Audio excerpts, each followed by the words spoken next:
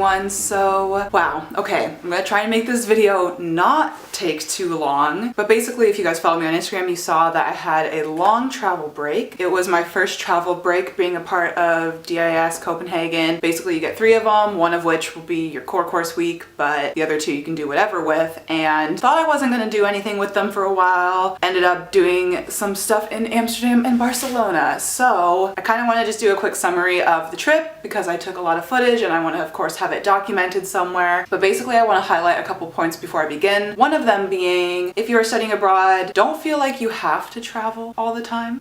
It's great if you have these sorts of breaks to really dedicate those times to travel, but otherwise if you stay in your study abroad city, you stay in your study abroad city. That's cool too. There's a lot to explore. Being out and exploring these other cities actually made me realize like I have not done nearly enough of the stuff that I want to do in Copenhagen. So I've already got some travel like booked and planned coming up as well. But yeah, once I wrap all of that up, I feel like I am set because traveling wears you out, really does. I did this entire week just with a backpack, the backpack that you guys saw in my packing for Copenhagen video or packing for study abroad video, whichever it was that brown LL Bean one that has quite a lot of pockets on it. Yeah, I did the entire week, 2 different countries in that, one being like a colder country and the other being warm. I'm thinking of filming a video like how to backpack in Europe for a week. It's not like hiking sort of backpacking, but just like if you want to pack everything in the backpack essentially is what the video would be. But let me know what you guys want to see in regards to that. But let's just get into what I did. Things might be a little out of order, but we're just gonna go for it. Yeah, so first and foremost, to kick things off, I went to Amsterdam, which I have been to Amsterdam before, but it was back when I was like 12 years old and it was only for like a day. It was coming back from Nigeria, but it's actually what made me kind of fall in love with Northern Europe. I just remember seeing the bike culture there and I felt like everything was just so clean. I don't know. Basically, it made me want to come back to Amsterdam. So I'm glad I got to do it as more of a young adult now, and I got to experience some things that I definitely didn't get to experience when I was a kid. Went to some excellent museums. If you are a museum person, you're gonna love Amsterdam. One of my favorites, I'm not sure how to pronounce it, I have it written. Stedelijk? It's, you probably don't pronounce the J, but basically it's like their modern art museum. There's a lot of great exhibits, some of which I will just like kind of highlight over right now. But the one in particular that stood out to me, and if you follow me on Instagram, it probably caught your attention, was the exhibit called Female Figure by Jordan Wolfson, I believe is the artist's name. I really should have like taken notes for this video. I'm just going off of memory here, guys. Jordan Wolfson, I was right. Honestly, probably one of my favorite artists now. I remember seeing this particular exhibit a couple of years ago when it first kind of hit the scene, and I remember thinking it was a really weird video, a really interesting video.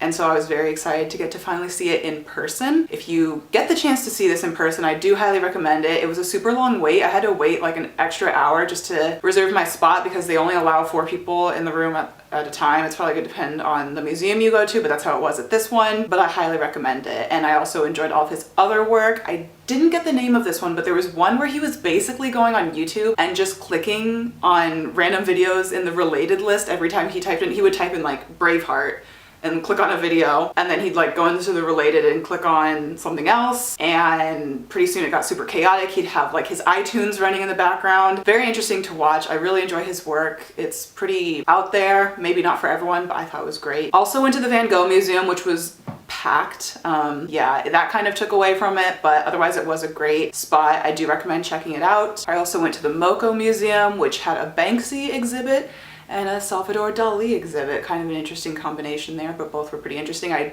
wouldn't consider myself a Banksy fan, but it was interesting seeing his work in person, so I will say that. Also went to, I think this was the last museum I went to. It was called Red Light Secrets, which is basically just about the red light district and prostitution in Amsterdam. It's of course legal there, and this was a really great sex positive exhibit, or rather sex positive museum. I did the sort of audio tour of it, which I recommend because, I don't know, it just really added to the experience. You get to like walk through their rooms essentially and just kind of see the crap that you have to deal with being a prostitute in the red light district. It's very interesting, so I highly recommend that one. It was probably one of my favorites. And I think that's all the museums I hit. Got some really great food at a lot of places. I'll try to just like throw all of those out there right now. I don't know if I'm gonna remember all the names. I did get to go to one of those places where they put pasta in a wheel of cheese. Sorry, all my vegan viewers, but they put pasta in a wheel of cheese, and like highly recommend. But you can get that anywhere. We also took a little detour one of the days and went to a town called Edam. Now be careful if you go there. The day we went, everything happened to be like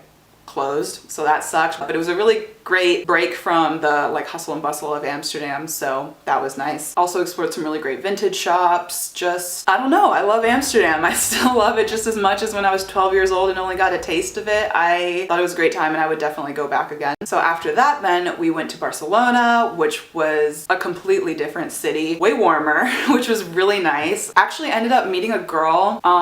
Okay, this is like a long string of events. I forgot to mention I stayed at a hostel called The Generator in Amsterdam, which I highly recommend. Really, really nice, pretty social atmosphere. It was a great way to kind of meet people who were staying there as well. It was very clean, so that's always good. But basically I met a girl there who ended up connecting me with another girl because we ended up hanging out that night, who lived in Barcelona. So when I was in Barcelona, I got to hang out with this girl again, so that was really cool. But basically I had like lunch with her and one of her friends one day, and they were saying how Spain is kind of perceived as the California of Europe, which I thought was really funny, and it was kind of true. I'm gonna be honest, I've never been to California, but let me know in the comments, have you been to both Spain and California, and how would you compare the two? Because there was times where I was walking around and I was like, I kind of feel like I'm in America right now. Like I kind of just feel like I'm walking around in LA or something. I don't know. I'm sure it's quite different, but that was definitely the vibe I got. But again, got some great food there, got to do the whole tapas scene, so that was nice. Did a really nice walking tour of the city. Really, this trip was just a lot of walking and sightseeing, which I definitely recommend doing.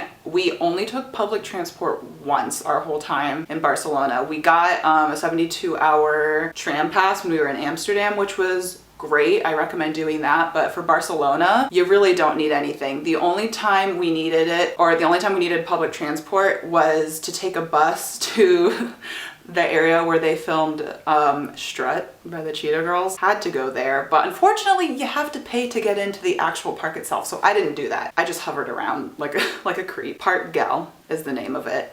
But yeah, we had to take a bus up there. Otherwise, that was it. There was a point where we walked to the like beach at night. We did take a taxi back from that because I don't know what we were thinking. We did get to see the Basilica de la Sagrada Familia, which is gorgeous. It is the big, like, unfinished church there. It's not going to be finished for a while, but it is still quite a sight. And even if you are someone who's like not into churches, like, doesn't matter, it's still a really cool place to check out if you're into architecture in the slightest. And yeah, there's not too much else to say. For both of these trips, I kind of just didn't really make an itinerary. I went with one other girl. We met up with another girl who's in the program in Amsterdam, but otherwise it was just kind of meeting people in our hostels. Almost forgot to mention my hostel again for Barcelona. We stayed at Casa Kessler, I believe is what it was called, and loved it. They had a great little deck area.